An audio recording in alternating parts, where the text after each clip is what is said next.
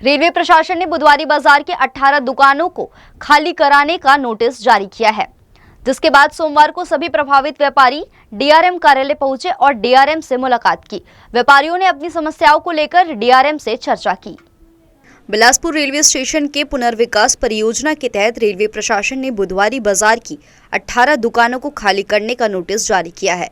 इन दुकानों पर 14 साल से बकाया किराया, विलंब शुल्क और जीएसटी मिलाकर करीब 3 करोड़ रुपए का बकाया है।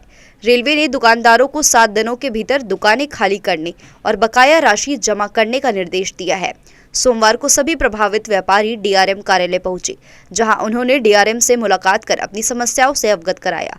डीआरएम ने व्यापारियों को आश्वासन दिया कि जब तक उनकी वैकल्पिक व्यवस्था नहीं हो जाती, तब तक दुकानों को नहीं तोड़ा जाएगा।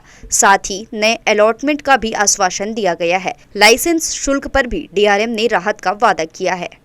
जो भी लाइसेंस शुल्क की जो प्रक्रिया है वो तो हमको पालन करना ही पड़ेगा, और उसके लिए भी हमने एक निवेदन किया। चूंकि 2014 के बाद अभी तक कोई भी व्यापारी ने उसका टैक्स अदा नहीं किया है, तो उसके लिए हमने निवेदन किया कि साहब या तो उस पर कुछ कंसिडर हो सकता है सिंगल पेमेंट सिस्टम में, तो जरूर कीजिए, या अगर उसमें कुछ इंस्टॉलमेंट की प्रक्रिया अगर आप फॉलो कर सकते हैं तो वो भी कीजिए। तो उसके लिए भी हमको आश्वासन दिया गया है कि हम इस पर एक चर्चा करते हैं। अगर कोई व्यवस्था बनती हो तो आपके लिए जरूर हम करेंगे।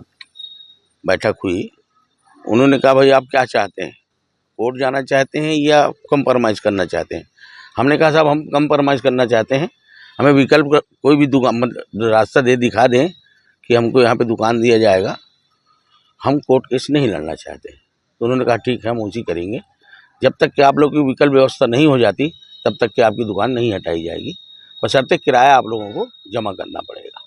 हमने कहा साहब जो उचित हो देख लीजिएगा। इधर रेलवे की सीनियर डीसीएम का कहना है कि स्टेशन के पुनर्विकास में ये दुकानें आड़े आ रही है और यह जमीन रेलवे की है। इसे ऑक्शन के जरिए आवंटित किया जाएगा, जहां जो भी अधिक बोली लगाएगा उसे यह जगह दी जाएगी। चर्चा में ये हुई है कि उनके जो भी दुकान है वो स्टेशन रिडेवलपमेंट के एरिया में आ रहे हैं, तो उनको शीघ्राति शीघ्र खाली करना है। और बुधवारी में ही जो कुछ एरिया हैं जहाँ पे कि खाली एरिया है, तो उस पर्टिकुलर एरिया को ऑक्शन किया जाएगा।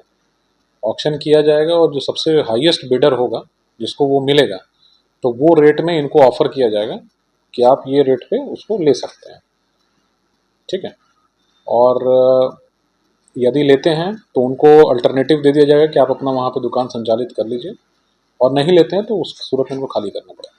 7 दिन का नोटिस जो खाली करने के लिए दिया गया था, इसको बढ़ाया जाएगा तब तक जब तक कि रेलवे की तरफ से उनको ऑक्शन के माध्यम से, जिसमें बोली लगेगी, उस माध्यम से जब तक उनको एक अल्टरनेटिव अरेंजमेंट नहीं दिया जाता। लेकिन अल्टरनेटिव अरेंजमेंट में जो हाईएस्ट बिडर होगा, जो सबसे ज़्यादा जो बोली लगाएंगे, वो बोली को मैच करने का उनको अधिकार होगा कि भाई ठीक है, भले एक्स आदमी को मिला है, ये सेम लाइसेंस फी पे मैं लेना चाहता हूँ, तो उनको पहला अधिकार रहेगा।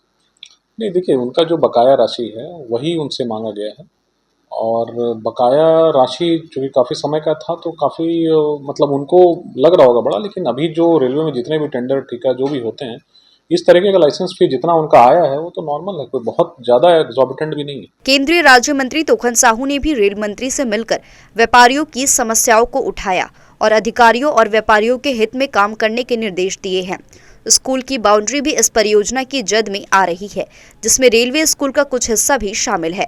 पुनर्विकास के चलते व्यापारियों को वैकल्पिक समाधान की ओर बढ़ना होगा। जी न्यूज़ के लिए कैमरामैन राकेश खरे के साथ मोहम्मद नासिर की रिपोर्ट।